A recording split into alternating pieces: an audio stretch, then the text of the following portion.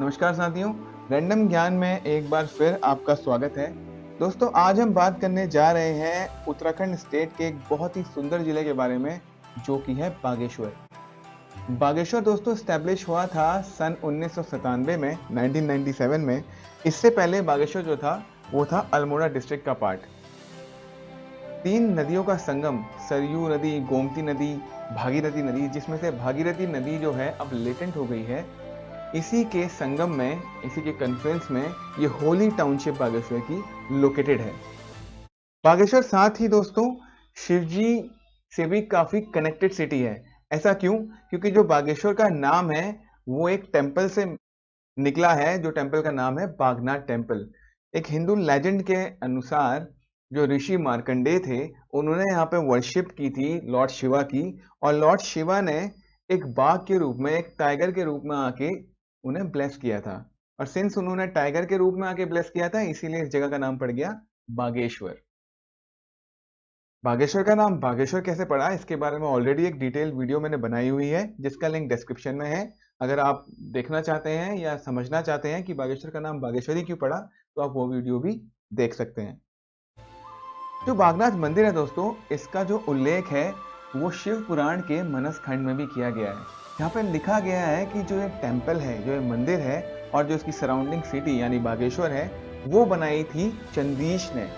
चंदीश को चंदीश्वर भी बोला जाता है।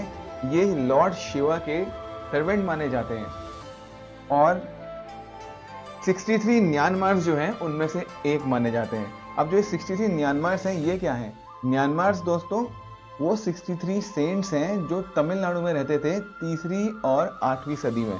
और ये जो लॉर्ड शिवा थे, उनके काफी अच्छे डिवोटी माने जाते हैं। इवन ऐसा भी है कि जो साउथ इंडिया में शिव जी के टेम्पल्स हैं, तो वहाँ पे चंदीश्वर जी का जो श्राइन है उसको सबसे पहले इंक्लोजर में इस्टेब्लिश किया जाता है।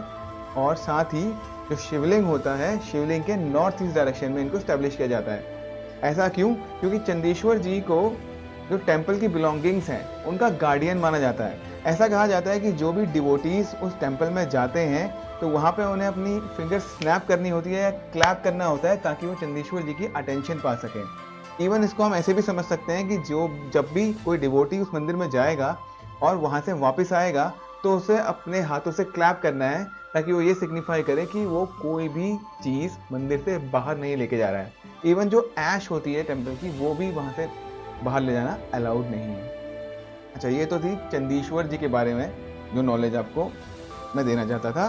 साथ ही हिस्ट्री के अनुसार ये भी माना जाता है कि जो बागनाथ टेम्पल है, इसको इरेक्ट किया था कुमाऊं के किंग लक्ष्मी चंद जी ने 1450 एडी में। बट जो संस्कृत के हमारे इंस्क्रिप्शंस हैं, उससे ये पता लगता है कि ये जो डेट है इससे भी पुरानी डेट है। तो दोस्तों अब चलते हैं बागेश्वर की हिस्ट्री के बारे में, जानते हैं बागेश्वर के इतिहास के बारे में। तो जो एरिया है जिसे हम बागेश्वर डिस्ट्रिक्ट अभी बोलते हैं, ये हिस्टोरिकली बोला जाता था दानपुर, और ये रूल किया जाता था कत्यूरीज द्वारा 7th सेंचुरी में। और जब कत्यूरी किंगडम का डिसइंटीग्रेशन हुआ, जब वो टूटी 13वीं सदी में, तो जो एरिया बची रही वो रूल करी जा रही थी बैजनाथ कत्यूरीज द्वारा, जो डायरेक्ट डिसेंडेंट्स थे कत्यूरी किंग्स के। इसके बाद सन 1565 में जो किंग बालो कल्याण चंद थे, उन्होंने क्या किया, दानपुर को along with Pali, Brahmandal and Mankot के साथ कुमाऊं में एनेक्स कर दिया। तो अब जो दानपुर एरिया था वो भी कुमाऊं का पार्ट हो गया।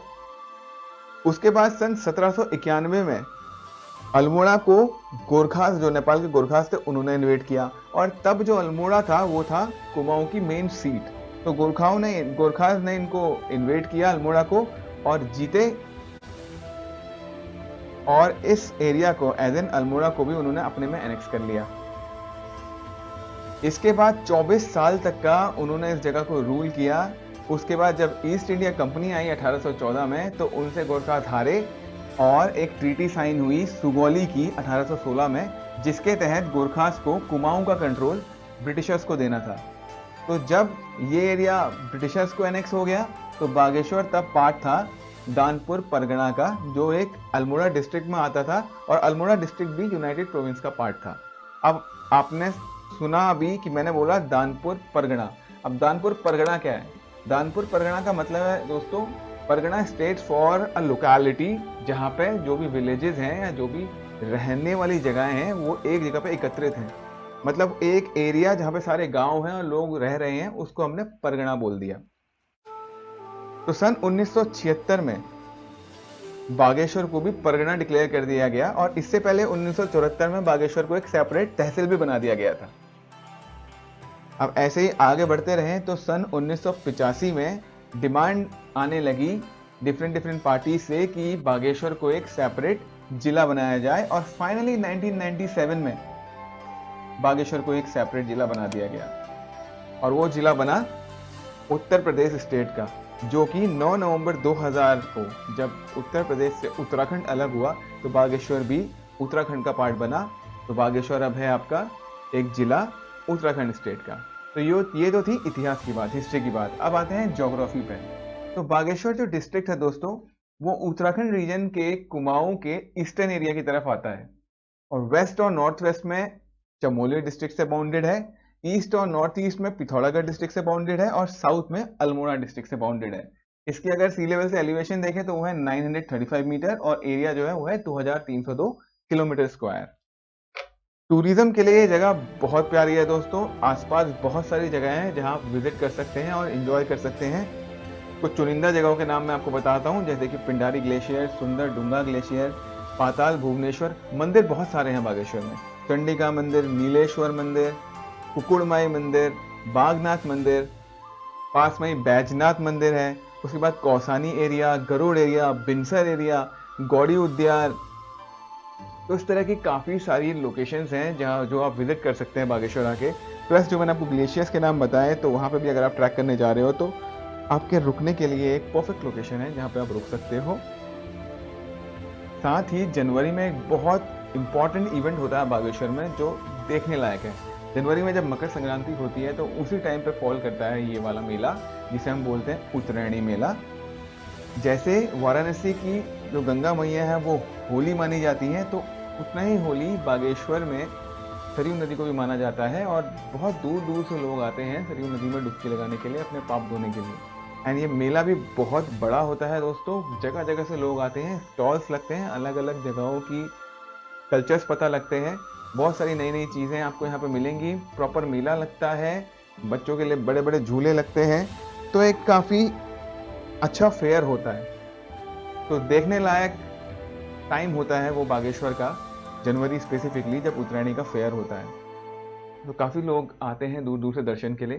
तो आप भी प्लान जरूर करिए, जब भी आपको टाइम लगे जनवरी के महीने में बागेश्वर आइए और उत्तरायणी फेयर का मज़ा लीजिए। साथ ही ज़रूर एक ट्रिप बनाइए बागेश्वर को और यहाँ पर जो लोकेशन है वहाँ विजिट कीजिए, आपको बहुत ज़्यादा अच्छा लगेगा। It's a very good place, very fine place and very beautiful place. इसी के साथ ये वीडियो मैं एंड करना चाहूँगा। वीडियो पसंद आई तो लाइक करिए, शेयर करिए और ज़्यादा से ज़्यादा लोगों के पास ये वीडियो को पहुँचाइए। सब्सक्राइब नहीं किया है तो सब्सक्राइब करिए और बेल आइकन को दबाइए ताकि कोई नई वीडियो आए तो उसकी नोटिफिकेशन आपके पास सबसे पहले पहुँचे दोस्तों। इसी के साथ विदा लेना चाहूँगा। Thank you, bye bye.